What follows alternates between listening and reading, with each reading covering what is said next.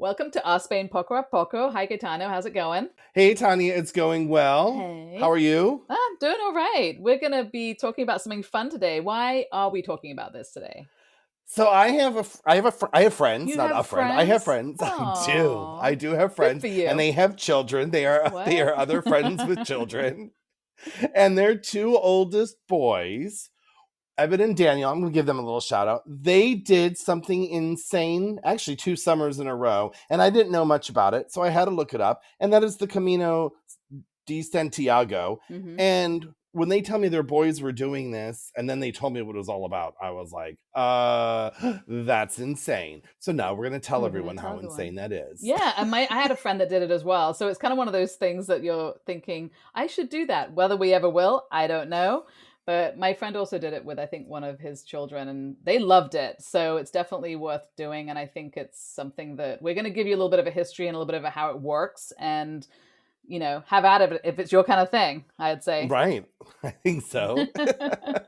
So we could start with the Camino de Santiago is called that because which is basically the way of St. James, it's an ancient network of pilgrimage routes across Europe that kind of go up to kind of through, I mean, obviously a lot in Spain, Portugal, but then France and Germany. It really goes out, like it spiders out like way further than I thought. Right. It's like that adage, all roads lead to Rome. Mm-hmm. All roads lead to Santiago. Right. Which is like I think really cool. And St. James is the apostle St. James, which is supposedly where his tomb is, which is where everyone is heading to. And in Spanish, Santiago is a combination of saint, and Iago, which is a form of James. So James. So that's how you get to Santiago. Which, just learned that I now. did just So learn that that was now. I was this days old when I learned that. Right. So we can stop now. That's the end of our Poco a Poco. We've all Hope learned this was something. informative for you. Goodbye. Absolutely. So, according to the legend, St. James's body was taken to Galicia from Jerusalem. And then, well, after his beheading, so sorry to be a little morbid, Yes. but and then it was eventually buried in this forest, which is now where the cathedral is, which Mm-hmm. is, there was, back in the olden timey days, it was Right. not as populated. That I'll just is say not a that. small distance. Can we just start there? So, really, really His, far, if that's the thing. yeah, I'm thinking that's very far. Very Yeah. far.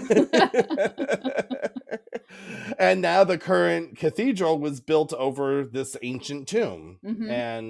And for hundreds and hundreds of years, now people are making what is called a pilgrimage to the site, right? Yeah. I mean, the tomb was so. Let's say he was left there, and his tomb he was put in a tomb there, and then it was basically forgotten and overgrown and left, and nobody knew where it was basically. So with the invasions of the Christians in the 5th century and the Moors conquering that area in the 8th century, it just kind of I mean, that was it. It was forgotten. It Nobody became knew where it unknown, was. right? And then we have a 9th century Galician hermit, also known as possibly a shepherd, called Pelagius, Okay. who apparently discovered this tomb. I love the story. So Go how for did it. he? There was, as they say, there was lights and sounds and a star, right? Of That course, you led gotta have a them to. star.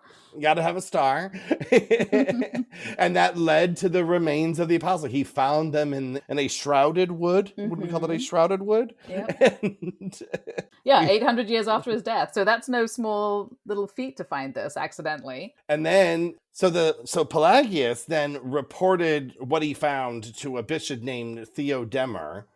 Theodemir?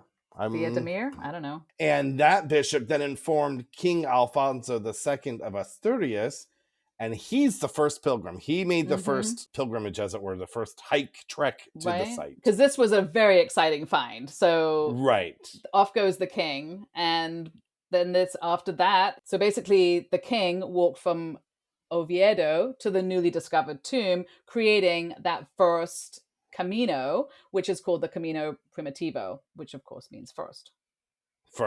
primitive, Primitive, original. exactly. Yeah. And that would be the one, if you want to walk the one that the king first walked, that's the one you want to do. Okay. Is that the one that gives you street cred? I You get don't Camino know. cred? Since neither of us have done it, we don't know where the street cred is in this activity. But I mean, is there like a bragging right? If I did the Camino Primitivo, what did you do? Right? I would have to imagine, and we'll get into this later, that the street cred is how much you did, because you can walk for days and days and days, or you can just do a little bit at the end. So I would imagine the street cred comes in how much you did. That would be my guess. How long? Yeah. Don't you how think? many weeks you were there? Yeah. That would be what I would be bragging about if I did more. If I did more of the routes than you did, I'd be like, huh, well, you know, I did. Yeah, I didn't do the Cliff Notes version like you right, did. Exactly. So back to the last little bit of history, which is that King Alfonso II established a chapel there, of course, and was inspired then to construct a grand cathedral. And the current Romanesque cathedral that is currently there began construction in 1075, and that is the Santiago de Compostela Cathedral.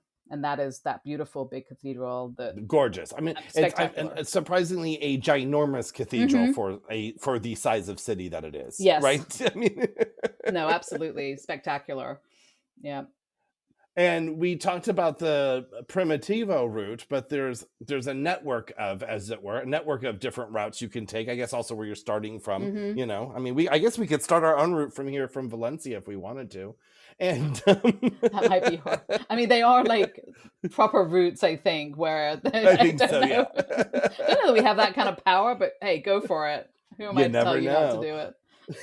But some of the names are the Camino Frances, which obviously originates in France, the Camino Portuguese, the Camino del Norte, Via de la Plata, and the Camino, as we said, the Camino Primitivo. They also have a Camino Ingles, but I don't think that goes all the way up to England. I don't think, unless you're walking on water. No, I don't know. And the French one, obviously, that goes all the way to the French border. That stretches 500 miles. I mean, they are really very, very long. So I think that's and the Portuguese one that you said all the way to Portugal, the North one all the way north. So you really can go for miles and miles and miles. Miles and miles. I mean, your steps. You're gonna get your steps in if that's what if you're worried about your steps. Good place to do it. It's also recognized as a UNESCO World Heritage Site. Obviously, I guess, because it's so crazy popular, and that obviously gives it a lot of protection in various ways. I'm just going to add here on a side note, I'm noticing in a lot of our finds and things that we're researching about Spain, got a lot of UNESCO heritage things going on here. I'm just saying, shout out to Spain, giving them their props. We might just want to go to their website and see what it is and work our Pocos backwards from there. Cheat sheet. Sounds good. So I would like to say, now, why would someone do this? Because I asked my friend, his kids, I'm like, I mean, why would your kids, they were like 14 and 16 when they did this. Why would they want to do it? And he told me that they had researched it and it was just something that they were inspired to do. So, I mean, I think there's people, originally it was a very religious thing to do, but now I think it's people's own spiritual growth, not necessarily the St. James, but this has been a path that's there and people want to test their own limits and boundaries and have their own epiphanies along the way and do something that is ancient, right? Meet people along the way who kind of have a shared experience. So I think the last thing you said is kind of where you hit the nail on the head, which I think is a lot of people are doing it for that experience of community and having a place where you're doing something with other people that maybe you don't know them, but you meet people and everyone's very social there. And I think that's really an experience and a spiritual experience that you can have regardless of what your end goal is, right? Right. And what I was reading is that there is kind of a collective, as you've said, like a collective experience, but there is this kind of, almost like it's like an ancient Burning Man type of thing, right? Where there's sharing of goods. People are leaving things behind to lighten their load. So as you're walking, you may find someone's walking stick that you can use or a cup that was left behind. And if there's something you don't need, you leave it behind. And, it's that kind of the Camino will provide, right? Just so trust and faith. Absolutely. And there's also an element of lightening your load And that also, Hmm. part of that is leaving things that you brought with you for yourself to lighten your load, but also for other people to use. And there is a whole system that they have, that the Pilgrim Office has, for recycling things and making sure that things that get left are given to people, or taken care of if they're maybe not in good shape or whatever. So there's a whole Hmm. system there for sharing, which I think is really, really interesting. And then what I also found was interesting and cool is that people will bring a stone from home and leave it on the trail, Oh, that's cool. I like that. right? Yeah, that's really neat. So I'm liking that. I like that a lot. And then we have the scallop shell. So Which is the symbol, that's the right? symbol if you want to share your knowledge of the scallop shell, because I think you have spoken to your friend about that. So what's really cool is that they have this like scallop shell that has the St. James's cross on it, but it's used in signage too. That the cross points the way if you're taking a left, like it points or to a right to keep you on Oh, your nice. path. Okay, that's probably a good idea. I hope they're very well secured because I don't want to Such get about lost some up there. trickster. Yeah. And you'll find them like in the stonework in the pavement too. It's not just like Oh, not in the bush, but like you're walking through towns and cities and you'll see the shells. So you keep, it's almost like, the dropped popcorn in the forest to right. find your That's way so out, cool. So why is it a And shell? well, it's a scallop shell for a reason because it's, all the lines of the scallop shell represent, all the roads leading to a certain Oh, that's point, so. right? Oh, that's great. Okay, that makes sense. Yeah, I like And that. then there's the fantasy aspect too, is that St. James was covered in shells after his miraculous journey from Jerusalem to Spain that he came through the sea. So Oh, the right. shells had attached to his body. Yeah. And then originally back in the day, the shell itself was a vessel. So they used it as a plate and a drinking thing. So you could carry that with you and to drink your water and to eat your food off of. Oh, very I mean, nice. that's kind So of that's a lot. crafty. That's So I feel like I've seen online you can just like buy shells, which I think is, you shouldn't be able to really, but if you right. really, I mean, that's nice to really come back with that, I think, as well. And if we're talking about credentials, I mean, let's talk a little bit about, quickly before we end, about how long these things are, and what there are credentials that you can get. There's a pilgrim passport. And the routes are walked by around 440,000 hikers each year, which I think is astounding, really. That's a Yeah. lot. Yeah. I mean, I guess you won't get lost and feel alone if there's No. that many people walking your path. I just, I'm sure at certain times of year it's very popular because of the weather in different parts of Hmm. these routes. But what you can do is, there is a medieval credential system that still exists where you can collect stamps to earn your Compostela certificate. So you can walk, you don't have to do this. You can walk the route and go have fun and do whatever you want. But if we were talking Right. earlier about, like, your Bragging bragging rights. rights, you you Yeah. probably want this certificate, I would imagine. You want to whip out the Mm-hmm. passport and the certificate after you've told the story to your friends. Otherwise, like, yeah, sure you did, Sure, Tanya. yes, So, there it is. and from what I have heard is that you can get these stamps because I haven't done it.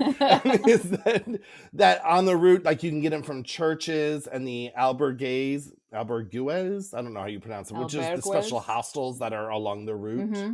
and restaurants, bars, places will have it, and you can go there to prove that you've done it. But we can also talk about is for the cheaters. What's the cheat path?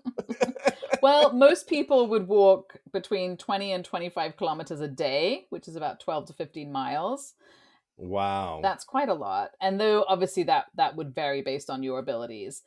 If you're going to, you have to at least walk the final 100 kilometers from Sarria to Santiago, which takes about 5 to 7 days to get the official certificate. So Okay. that would be the, I think, and we might be off a little bit, but that would be the official part that you need to do at least in order to get the certificate, because you have to pass a lot of these places that you just mentioned to get your stamps. So if you're not walking enough of a distance, you're not Right. going to get enough stamps to get the You're not certificate. going to get enough stamps. Exactly. But if you've done more of a distance, your passport's going to have even more stamps. So then I'm sure there's people showing off their passports. Oh, you got 20 stamps. That's Oh, yeah, you true. really Yes. did it. Yeah, you really committed. You did it for 5 days. Yes, and I do want to also point out, we've been talking a lot about walking. You can do it on horseback. You can ride a bicycle. I think, Maybe well, not a bicycle. A bike sounds hard, and a horseback Also. just sounds really bad for your back. I'll be walking. Well, and I don't know if you can do that on all of the routes, and I don't know how reasonable that is, but there must at least be some parts of the routes that you can do in those manners, which I think is interesting too. Maybe there's a part, like if you're a cyclist and that's really your thing, not walking, there's probably a part of it that you can do on bicycles, which I think is really cool. Probably. Yeah. All right. Well, I think that's it for our Poco a Poco, Tanya. I think so. And I think what they say on the road is Buen Camino, good road ahead, to make sure that everyone's safe and happy on their path of spiritual enlightenment. So enjoy. Well, Buen Camino, and I'll see you at Decathlon to get our hiking boots. Perfect. See you then. Bye. Ciao.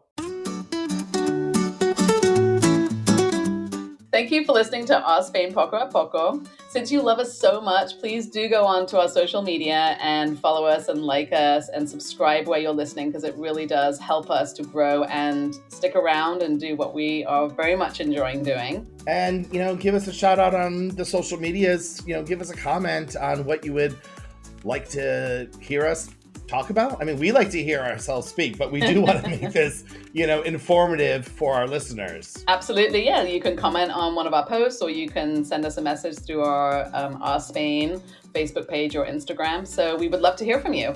Yes, we would. Till the next episode. Bye.